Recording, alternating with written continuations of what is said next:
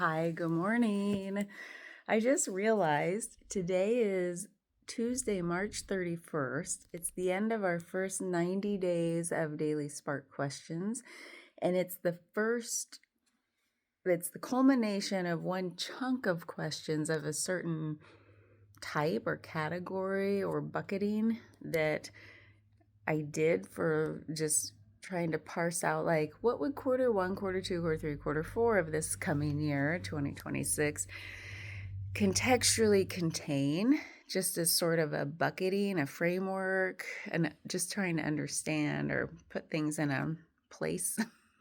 Not that they have to be, but that's what I did. And this first category for this last 90 days has been destabilizing the location of truth, inner, outer, relational, which when I think about all of these questions really have oriented around like really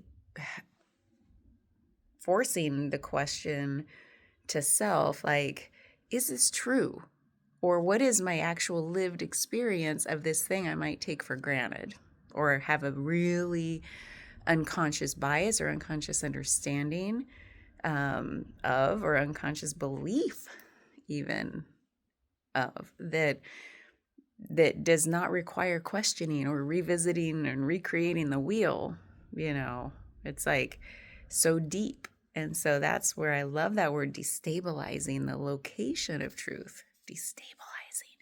So just reflecting back over 90 days, yeah, they all kind of, because I didn't know what questions were coming. I just kind of knew the category for the quarter.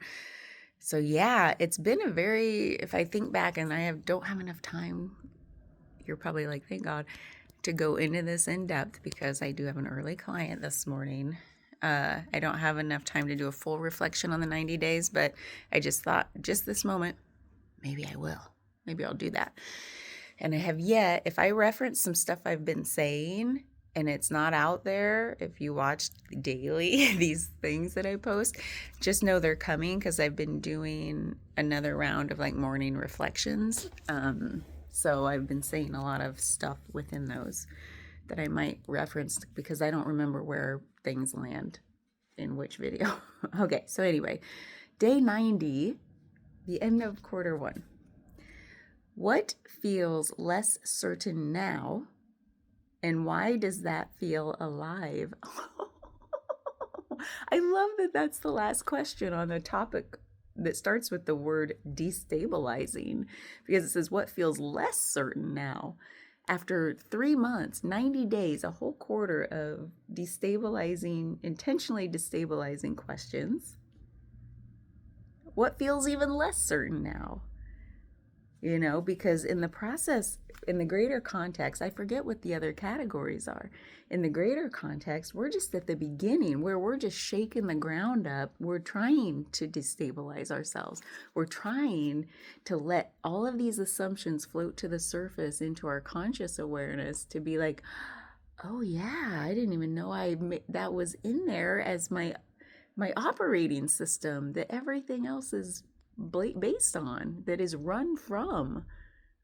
The operating system metaphor works really well here, I think, but we won't go there. So, what feels less certain now, and why does that feel alive? I do feel more alive now. Like, I feel like things have been uprooted in a way.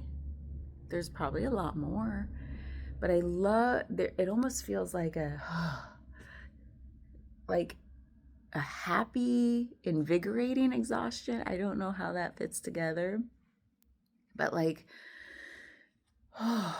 relief that brings a sense of a surge of energy behind it, a surge of optimistic, inspired energy behind it. Like this destabilizing tends to turn the soil that has felt stagnant, depleted of nutrients, packed hard, especially through winter, because these first 90 days have been like winter. And we've only recently turned the corner into spring, and our ground is still hard, in the real world. But that's what that freshness feels like is when things can shake up and the soil breaks up, and then the healthy undersoil that's still moist and vibrant and moldable, malleable is the word I was looking for, is now surfacing to the top. So it's like, oh, yes. But all that destabilizing can feel like hard, like to like dig in and like ask the hard questions that help illuminate those old unconscious assumptions. So, man, it feels that's what this, and why does that feel alive? I think that's why it feels alive. There's like this life that has, it's like this thing I've been toying with that I've talked about that I may not have posted about like the energy audit. And I'm working on that as a tool for people. Sorry, my nose. To like really unearth a lot of assumptions about where our energy goes and what we even feel, and like just to like hold it, to be able to see it out in front of us and hold it and understand it, and then go, that's why I feel the way I feel, or this is what I can do about it. So it feels like all of that unearthing, that tilling up of that old packed hard soil, like is destabilizing, because I'm like, it's hard to walk on that. I got to get my work boots on, and like watch where I'm walking. And then, but it feels alive because in that, like, have you ever stood on a Bosu ball? It's very destabilizing. It's that, you'll just have to Google it, but it's like a half round and it's like rubber on one side and hard plastic on the other, on the flat side, but the round side. So every morning I have a practice of like working on balance, and I'll stand on that two-legged to start, and it's me assessing, how's my balance today? Because every day's kind of different, and I feel like it's all related to so many things going on inside of me, both mind and body. So it's fascinating to play with. But I'll just spend a few minutes, like I'll do 2 feet, I'll do some squats, because it's hard to squat on that thing and retain your balance. Then I'll go on one leg and do some movements, go on the other leg, do some movements. And in that process of like destabilizing myself, because that's what I guess I'm doing every day, I'm destabilizing myself to regain that balance, that stability. What happens in the regaining is all my postural muscles, all these muscles that they're involuntary.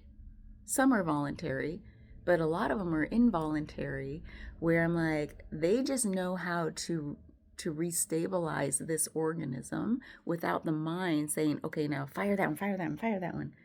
Not my conscious mind anyway, right? So like it's all these postural muscles that are going with every micro movement triggers a cascade of other micro movements that I have no conscious awareness or control of. And I only have awareness of which ones I'm feeling, that bubble up to my awareness. And so there's that that to me feels like a good metaphor, like this whole shaking things up intentionally, because there's something below conscious thought that wants to restabilize, that knows how, that has the infinite wisdom to know how to restabilize. Oh God, I could riff on this for, too bad I have clients today. I should just lock my door and just like be fascinated by this stuff. So, but no, I love my clients, so I'm gonna unlock my door. So anyway, it feels like a really good metaphor for like what's happening, even what I intended to happen with these questions, is I wanted it to have a destabilizing effect, because I don't know what I think until I think it. I don't know what I feel until I feel it. And I don't want to pin myself down into one way of being, because it limits all other options. It limits other things from emerging. I just want to put myself in destabilizing situations safely. And see how this infinitely intelligent organism wants to reorient and reorganize and restabilize and recalibrate, because it knows how to do it when we stop packing down the soil and leaving it unattended, right? So what feels less certain now, getting back to the question, why does that feel alive? I already talked about why does it feel alive? It's because we're literally unearthing the stuff that's alive within us. What feels less certain now is, where are we going? What's going to happen? But I feel more alive about it because I'm like, I don't want to know, and I'm excited for the journey. I even forget what tomorrow's, meaning next quarter's, category, umbrella of questions is going to be like. Whew, I'm having a hot flash. I'm so excited. So what feels less certain now is just the logistics, just like what every day looks like from here on out, what every day feels like. But what I'm more certain of is my own organism's intelligence to keep recalibrating along its wisdom path, always growing more richly, like the soil, allowing that richness to be felt, to be played with within my fingers, to be malleable. So that's what feels more alive, and that's where my certainty is. Not in the day-to-day, what everything looks like, what everything feels like. That's what my senses are for. That's what my eyes and ears and mouth and nose and skin and interoception, the internal, like feeling state, sensory mechanisms.